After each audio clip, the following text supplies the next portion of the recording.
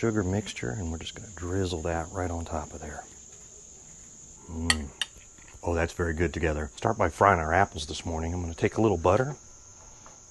Let's let that melt a little bit, and then we'll throw our apples in there, and we'll start adding the other ingredients. For my apples, I have two fairly large size. They're ambrosia apples, so I've cut them in 8 slices per apple and then cut each slice in half. I've also got a cinnamon sugar mixture.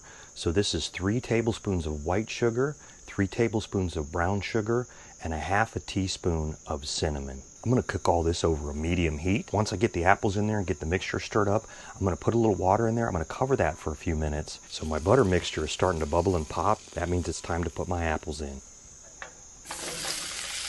I'm going to turn all these over a few times, make sure they get evenly coated in that butter. Okay, you can see how the apples are wet and shiny.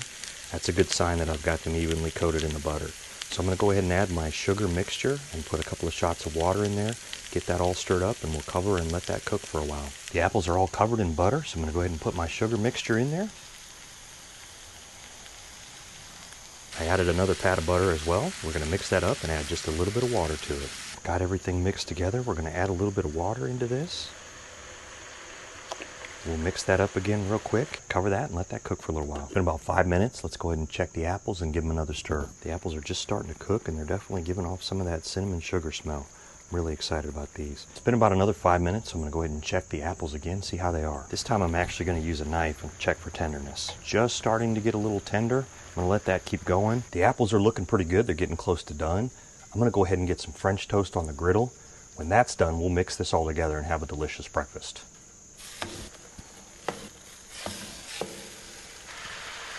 Go ahead and flip our toast, see how that's looking.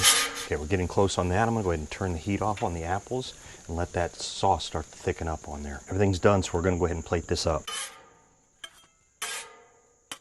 I'm going to put the apple mixture right on top of the French toast, so just like this. Okay, I'm just going to take some of this sugar mixture and we're just going to drizzle that right on top of there.